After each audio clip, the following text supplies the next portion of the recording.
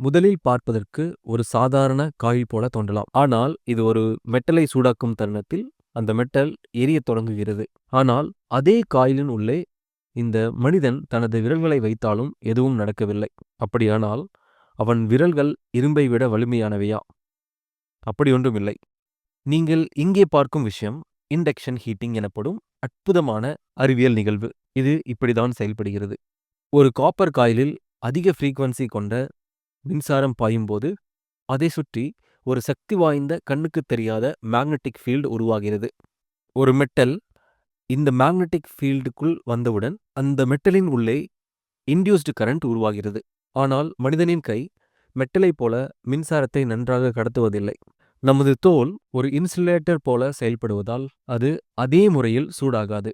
உங்கள் சமையலறையில் இருக்கும் இண்டக்ஷன் ஸ்டவ் கூட இதே அறிவியல் தொழில்நுட்பத்தில்தான் செயல்படுகிறது.